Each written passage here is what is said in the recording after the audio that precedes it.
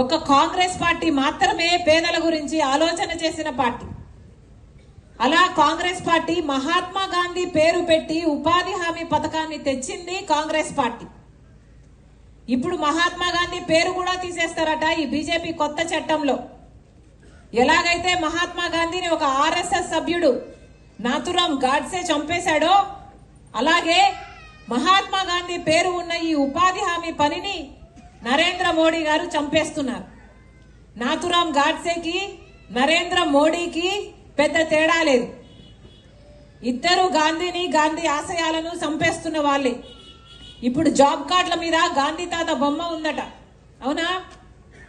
ఇక మీదట ఆ బొమ్మ ఉండదు. నరేంద్ర మోడీ బొమ్మ ఉంటది కావచ్చు, లేక గాడ్సే బొమ్మ ఉంటది కావచ్చు, తెలియదు. కానీ ఒక పథకాన్ని కూనీ చేయటం లేదు, ఈ పథకంలో ఉన్న సారాన్ని మొత్తము తీసేస్తున్నారు. కాంగ్రెస్ పార్టీ తెచ్చిన ఉపాధి హామీ పనికి ఇప్పుడు బీజేపీ తెస్తున్న ఈ కొత్త చట్టానికి చాలా తేడా ఉంది. నక్కకు నాగలోకానికి ఉన్నంత తేడా ఉంటుంది. ఎందుకంటే రాజశేఖర రెడ్డి గారు కాంగ్రెస్ పార్టీ తెచ్చిన ఉపాధి హామీ పనిలో గ్రామానికి సంబంధించిన పనులు జరిగేవి.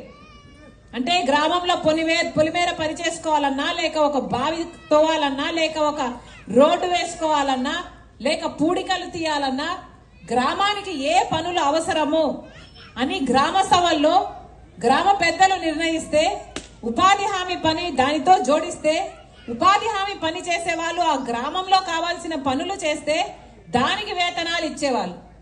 కానీ ఇప్పుడు బీజేపీ తెస్తున్న ఈ కొత్త చట్టంలోనట గ్రామాలకు ఇక అధికారం ఉండదు. గ్రామాలలో జరిగే పనులు వల్ల ఉపాధి హామీ ముడిపెట్టడం అంటూ జరగదు. అంటే ఇక గ్రామాలలో పనులు మొత్తం ఆగిపోతాయి.